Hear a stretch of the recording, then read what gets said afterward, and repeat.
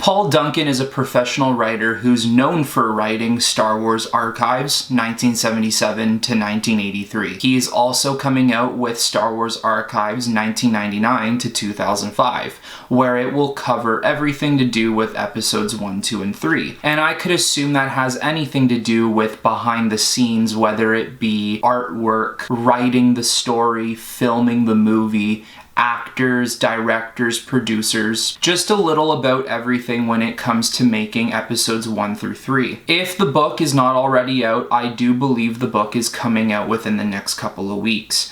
And what's been revealed in the book is quite amazing. And frankly, it's super exciting having this information, even though the chances of this happening are slim to none, and probably never going to happen, let's be honest here. Paul Duncan in the book has information straight from George Lucas's mouth about what episodes 7, 8, and 9 would have been, what his version of the sequel trilogy would have been if Disney didn't absolutely butcher it.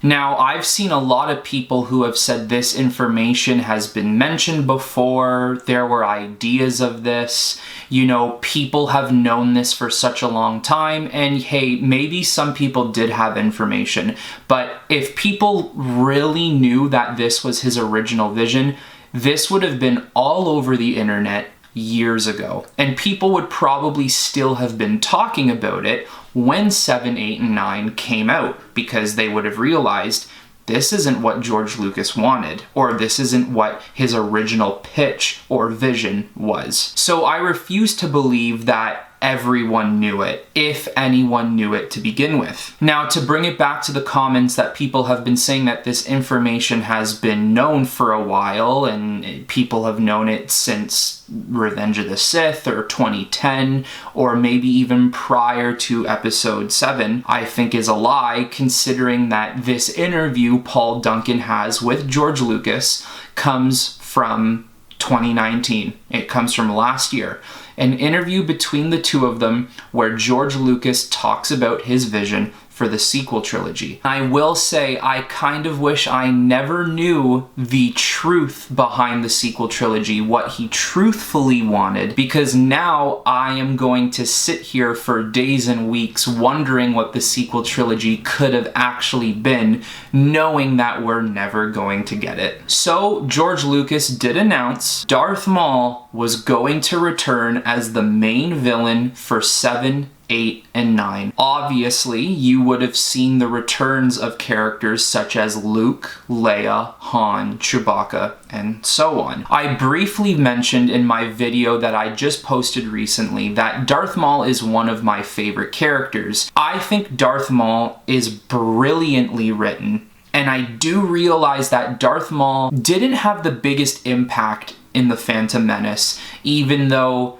he and Obi-Wan are responsible for one of the coolest Star Wars fights, live action, we've ever seen in Star Wars history. But his character in the Clone Wars and his character in Rebels, his arc is brilliantly written. We see a man who is completely insane, who is just driven by bloodlust, power, rage, and revenge. Someone who was betrayed, disregarded, the lack of respect that Sidious showed to Maul. And we see this character coming back from the depths, regaining his consciousness, regaining his memories, and coming back as a force to be reckoned with. Taking over Mandalore, hunting down Jedi, fighting Count Dooku, fighting Sidious again, surviving Order 66, building his own underground empire of gangsters and smugglers and mercenaries, to eventually, spoiler alert if you haven't seen this, skip ahead 10 seconds if you don't want to know his fate, to successfully finding Obi-Wan after his drive of revenge and dying in his hands. A very poetic ending to Darth Maul if you really pay attention to his character arc.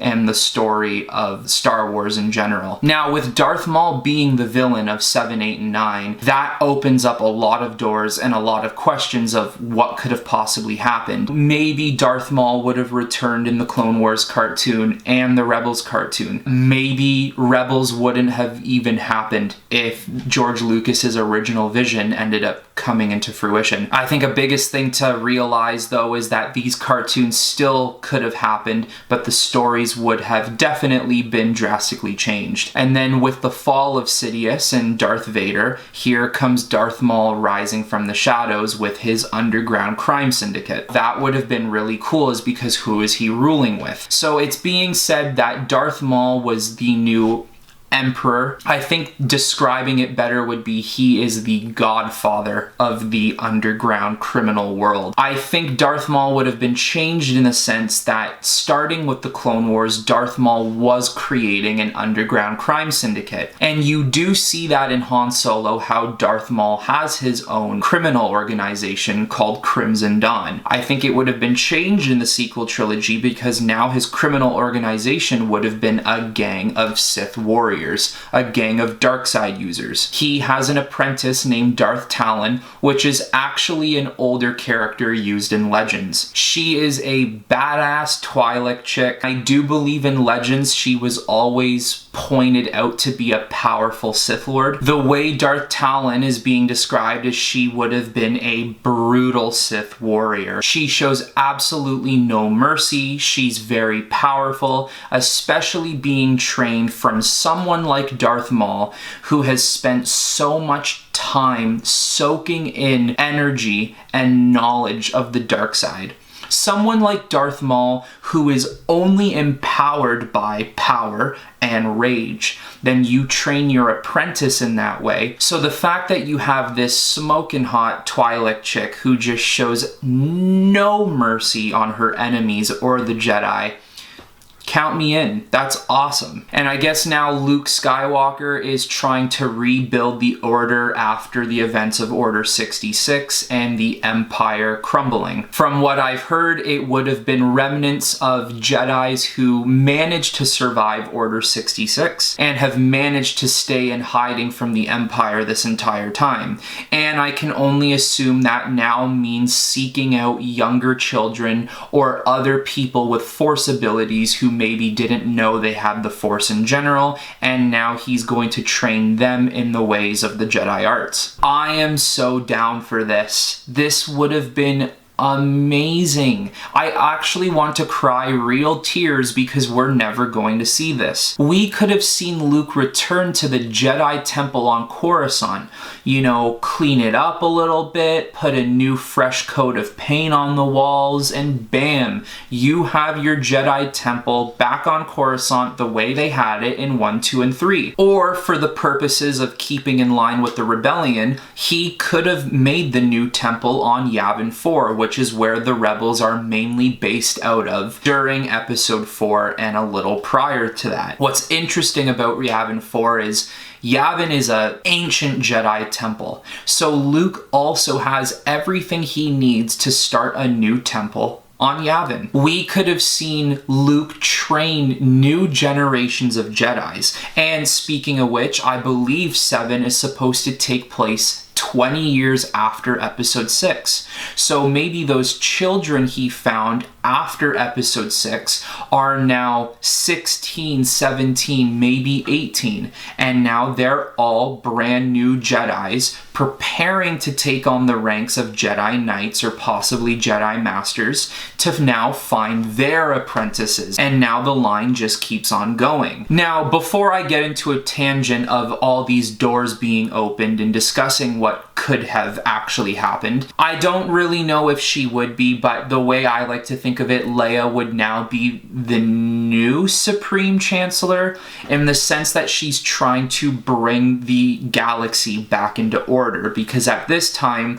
the Empire would be in shambles. They would just be pockets of units scattered around the galaxy. They would mainly be on the run from the rebellion or anyone else that is ordered or maybe paid to kill surviving Empire troopers or officials. Leia is now tasked with bringing the galaxy back into order, back into a normalized state. And something that George Lucas says is that she is the chosen one of the sequel trilogy. I do think people are taking that out of context in the sense where, well, Anakin is supposed to be the chosen one. And there are still some people who think Luke is the chosen one, but Luke is simply the catalyst to Anakin's mistake. He's there to right his wrong so that Anakin can truthfully fulfill the prophecy. I think Leia is the chosen one in the sense that maybe every era has a chosen one. The fate of the galaxy is on the line because the last thing the galaxy needs is another empire to rise up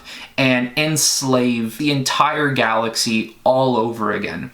So maybe she's the chosen one in the sense that the only one who can manage to bring everyone together again would be Leia, making her a type of chosen one. Now, from what I've also heard and what I've read is that Darth Talon would have been the one doing all the fighting. Darth Maul wouldn't have been super old. The Godfather figure does definitely suit his type of character, especially in this era. It would have been interesting to see what Darth Maul would have done, knowing that Luke is now rebuilding a Jedi Order, and all Maul probably wants is more Sith gangsters, more followers for his cause. What the overall story would have been, I don't know, but you can only imagine that as the story would have moved on, we would have got a fight scene between Luke and Darth Maul. Darth Maul carried the weight of a Boba Fett almost, where in episodes 5 and 6, when you see Boba Fett, he doesn't really do all that much. And at the beginning of episode 6 with Jabba's palace in the Sarlacc pit, Luke and Han make the most skilled bounty hunter in the galaxy pretty much look like a chump. And why so many people loved the Boba Fett character for so long and why people still love him to this day is because of honestly how cool he looks. And the reputation that sits behind him is clearly much better than what actually happened to him in Return of the Jedi. And I think Darth Maul has that same type of effect where he showed how much of a badass he was in number 1, but we all wish we could have saw more of him. So when he finally returns in the cartoons and even shows up in the Solo movie, it's so exciting because now all we want to see is more of Darth Maul. A character who has the reputation of being so much cooler than what we originally saw him. In Clone Wars and Rebels, it lives up to that reputation. Darth Maul ends up being this crazy badass. And I'm sure as time goes on with the new Star Wars TV shows, we are gonna see Darth Maul pop up in other TV shows. And once again, Star Wars with rumors, you gotta love it. The rumor that we will get a Darth Maul TV show and that it would expand the 15 to 18 years he lived between episode 3 and 4. What was he doing during that time? Now, with Disney obviously not taking any of George Lucas's ideas and kind of just... Yeah, I'm not gonna go down that because that whole topic just bugs me.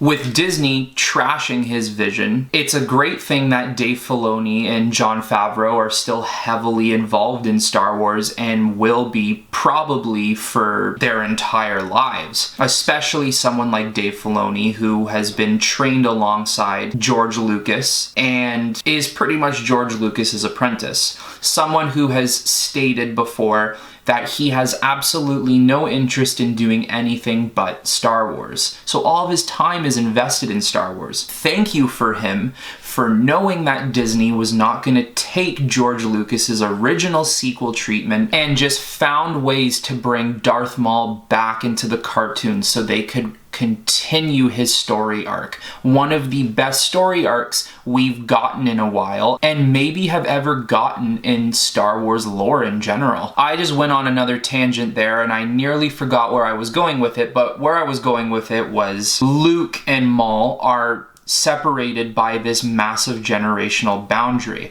and never would I have thought I would see Maul come into contact with Luke Skywalker and really be an Emperor Godfather type villain to Luke Skywalker in a new trilogy of the Skywalker saga. And, well, thank you, Disney, for disappointing me all over again. Now, there are thousands of doors that have just opened when it comes to questions and possibilities, and a couple of them that come into mind is how awesome would it have been to see Luke and Maul fight each other face to face? Would Leia have spent her time training to be a proper Jedi? What's the state of the galaxy and what is the Empire's role in this story? Would we get a well fleshed out proper story arc of the super sexy Darth Talon? And yes, I think Twi'leks are probably one of the hottest alien creatures ever created in sci-fi history. Don't be ashamed to find an alien sexy, alright? And you know, with all of these opportunities that could have sprouted up from the genius of George Lucas 7, 8, and 9, that might have to be saved for another video because this video is already getting really long. And I'll probably make a video of what I specifically would have liked to see, or maybe how I would have liked to see the story go from 7 through 9. Now listen, if you think bringing Darth Maul back all the way into episode 7 is a good idea, let me know in the comments below. If you think it's a bad idea, also let me know in the comments below. And honestly, just tell me your opinion of George Lucas's overall vision for 7, 8, and 9. Is it something you would have liked to see? Do you think it would have been better than the 7, 8, and 9 we unfortunately got? And would you still like to see it, even though the chances of that ever happening are unfortunately never going to happen? But never say never. But it's never going to happen. But still, never say never. Well, with all that being said, may the Force be with you. Always.